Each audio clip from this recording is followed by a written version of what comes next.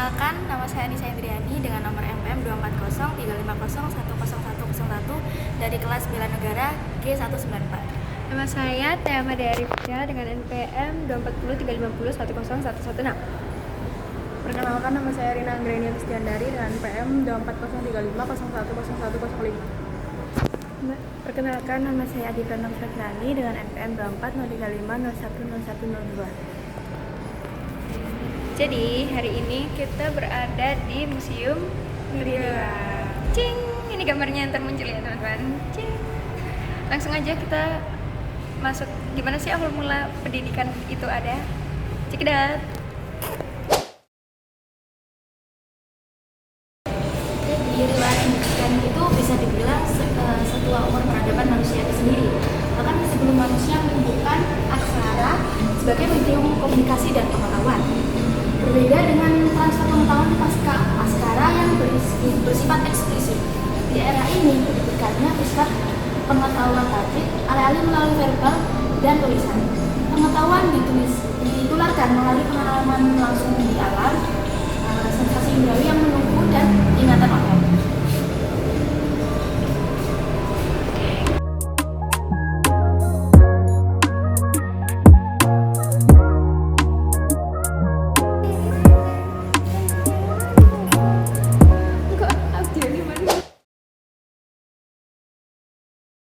Sekarang kita memasuki masa yang kedua, yaitu kerajaan. Seiring berkembangnya sistem pemerintahan dalam bentuk kerajaan, peradaban dan teknologi Indonesia berkembang dan menjadi lebih menarik, berperan, pertukaran pengetahuan dan sistem pendidikan yang dibawa dari bangsa lain.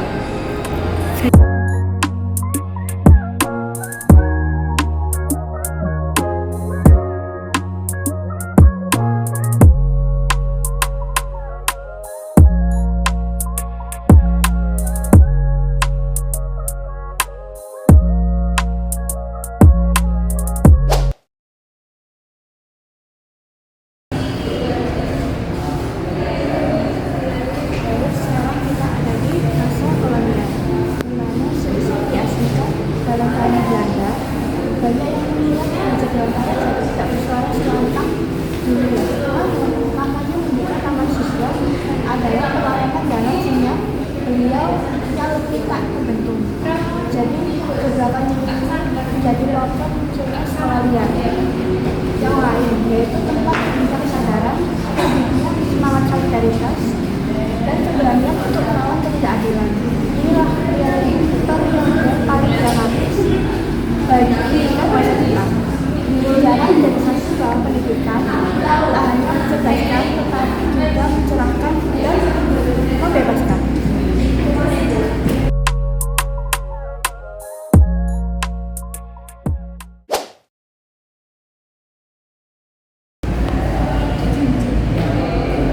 Nah, terlepas dari keuntungan penjajahan, kita menjadikan nasib pendidikan bangsa Indonesia itu lebih mudah.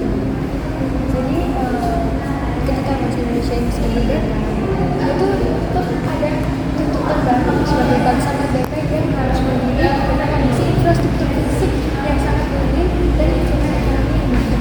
Tapi Indonesia itu kayak keren banget loh, karena mereka itu berhasil memperjuangkan pendidikan itu sendiri. Jadi langsung aja kita masuk ke masa pasca kemerdekaan. Gimana sih bentukan pendidikan di Indonesia Pak?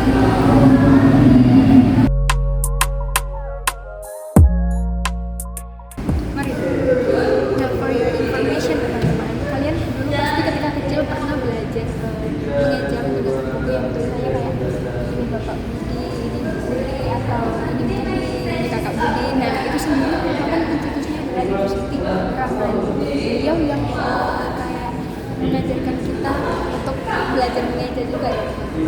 Jadi beliau ini pastinya sangat berjasa bagi kita sehingga kita sekarang sudah bisa membaca. Ini merupakan biodata beliau.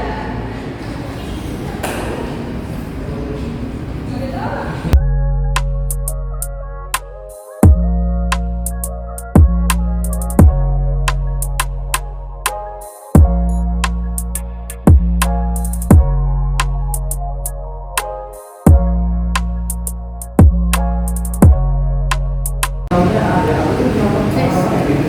memasuki pasca kemerdekaan. Kira-kira kalian percaya nggak sih gimana kehidupan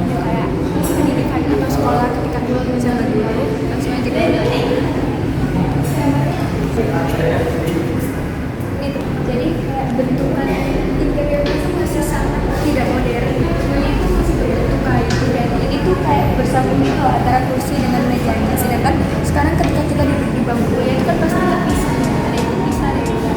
Jadi ini masih benar-benar tidak modern, tidak seperti sekarang. Dan itu alat tulisnya juga tidak modern kayak sini.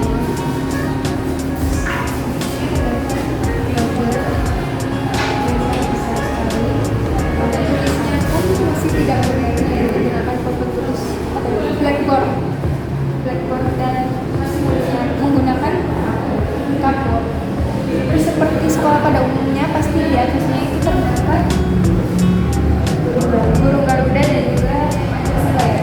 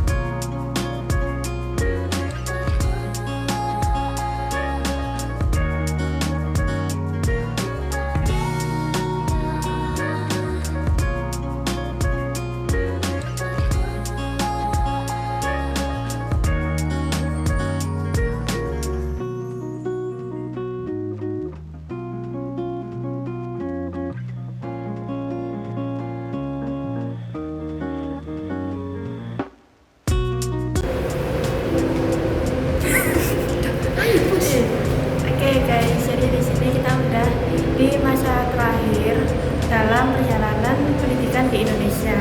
Jadi di sini kita menyimpulkan kalau ternyata pendidikan di Indonesia itu nggak yang segampang itu gitu loh, dari masa pra aksara sampai sekarang itu susah lah buat memperjuanginnya. Jadi buat teman-teman sekarang yang lagi berjuang sekolah, kuliah, harus manfaatin waktunya ya, karena dulu pahlawan-pahlawan terdahulu itu susah banget buat memberikan pendidikan di Indonesia. Sedangkan kita sekarang kan tinggal kayak menerima jadinya pendidikan ya. Kita tinggal menikmati, jadi kayak stop sambat-sambat. Oke, ya walaupun terkadang kita sambat juga, kita capek buat kuliah mengerjakan tugas-tugas, tapi kayak kita harus tetap semangat ya untuk memperjuangkan apa yang sudah diperjuangkan gitu. Oke, semangat semuanya. Salam bela Salam bela negara.